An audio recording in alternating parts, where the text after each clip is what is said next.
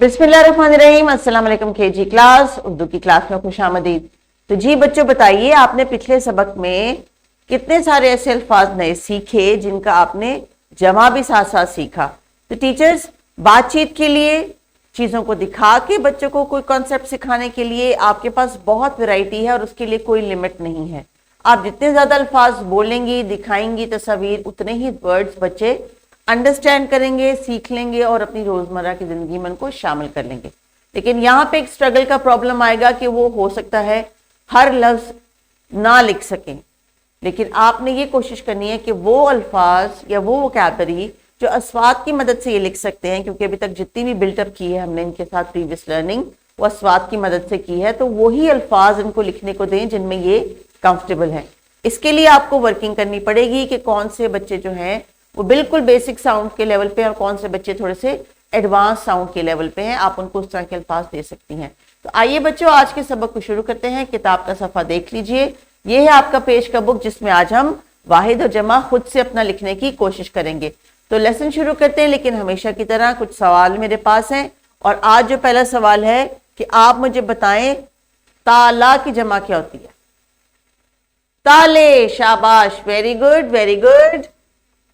और सवाल भी है मेरे पास, जाला का वाहिद क्या होता है। जाला तो खुद वाहिद है, शाबाश। तो जाले की जमा क्या होगी, जाले, वेरी गुड। सो टीचर्स थोड़ा सा ट्रिकी क्वेश्चन, ताकि ये देखने के लिए कि बच्चों का जो कॉन्सेप्ट है वो इस अल्फाज को लेके है या नहीं है। अगला सवाल क्या है, झूला की जमा क्या है। झूला की जमा है झूले, शाबाश। तो यहां से टीचर्स इन दो सवालात से आपको ये आइडिया हो जाएगा कि बच्चों को वाहिद और जमा में अल्फाज की मदद से फर्क मालूम हो गया है या नहीं। तो चलिए आज के टॉपिक देखते हैं। आज है ज़हनी आजमाइश, किस कॉन्सेप्ट की, वाहिद और जमा की। तो जो बच्चे तैयारी से आए हैं, प्रैक्टिस करके आए हैं, उनके पास बहुत सारे अल्फाज होंगे। तो पहला सवाल मेरे पास जो था आपके लिए, उसमें यह था कि क्या आपको वाहिद और जमा का फर्क पता चल गया है। क्या है वाहिद और क्या है जमा, वही जो हमने इंग्लिश में सीखा था, सिंगुलर और प्लूरल, यानी एक चीज हो उसको वाहिद कहते हैं और एक से ज्यादा हो तो जमा कहते हैं।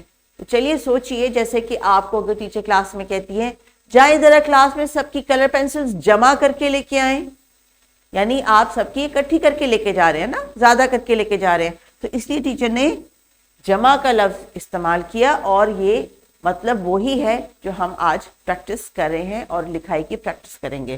तो जनाब वाहिद क्या है, आला, जमा क्या है, आले। आला यानी कोई टूल, जमा क्या है, आले। तो टीचर्स जैसे कि मुख्तलिफ अल्फाज, टांग, टांगे, आंख, आंखें।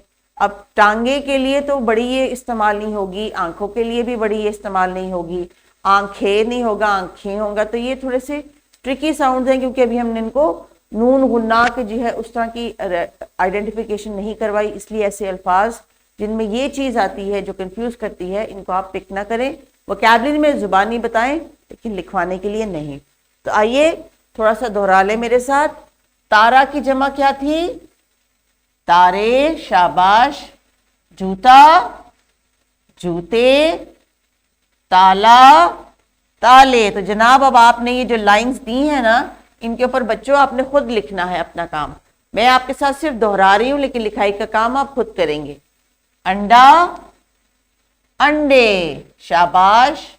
लड़का, लड़के। बस्ता, बस्ते। तो जनाब इतनी तस्वीर आपके पास मौजूद हैं, क्लास में टीचर भी मौजूद है। टीचर जब आपको कहेंगी चलो बच्चों आपने अपनी किताब का पेज खुद करना है, तो मुझे उम्मीद है बच्चे खुद करेंगे। टीचर्स को बिल्कुल भी जो है किसी किस्म की एफर्ट नहीं करनी पड़ेगी, सिर्फ ये कि वो क्लास में घूमती रहे और जहां किसी बच्चे को जरूरत पड़े थोड़ा सा उसको आपने गाइड करना है, ये बच्चे खुद ही कर लेंगे। टास्क कंप्लीट करने के बाद बोर्ड पे टीचर्स आपने बच्चों को वाहिद और जमा की ही मल्टीपल प्रैक्टिस करवानी है। याद रखिए इसी में डियर टीचर्स, कोई भी कॉन्सेप्ट एक ही दिन पढ़ा देने से, खत्म कर देने से वो बच्चों को नहीं आता। उसके लिए आपको कुछ दिन मुसलसल मुख्तलिफ अंदाज से इनको असेस करना भी होता है और रिवाइज करवाना भी होता है। تو واحد جمع ایک ایسا کانسیپٹ ہے جو بلٹ آپ کر رہے ہیں، لیکن ووکیبلری بچوں کی ہو سکتا ہے اتنی زیادہ نہ ہو، وہ آپ نے ڈیولپ کرنی ہے۔ ورک شیٹ دی گئی ہے، اس میں مزید کچھ الفاظ ہیں جن میں واحد دیا ہوا ہے، اس کی جمع لکھنی ہے۔ کوشش کیجئے کہ آپ ایسے ہی الفاظ جو کہ سادہ ہوں، سمپل ہوں، بچے اسوات کی مدد سے خود سے لکھ سکیں۔ اسے آپ خود دیکھیں، جب وہ بچے الفاظ خود لکھیں گے، خود بولیں گے، تو ان کا کانفیڈنس لیول کتنا بڑھے گا کہ ہاں ہم لکھ سکتے ہیں۔ تو چلیے بچوں، کتاب کا صفحہ کمپلیٹ کرنے کی اب آپ کی باری ہے۔ کتاب کے صفحے پہ تصاویر بھی ہیں، ان کی مدد لیجئے۔ ابھی جو لیسن میں نے آپ کو انسٹرکشن دی ہیں، آپ اس کی ہیلپ لے لیں، اور پھر جب آپ ورک شیٹ گھر سے کر کے لے کے آئیں گے خود سے، تو مجھے امید ہے کہ بچوں کو واحد اور جمع ان کو لکھنا کیسے ہے یہ بھی آ جائے گا۔ تو چلیے ٹیچرز، کنٹینیو کریں اپنا کام۔ ٹیک کیئر، اللہ حافظ۔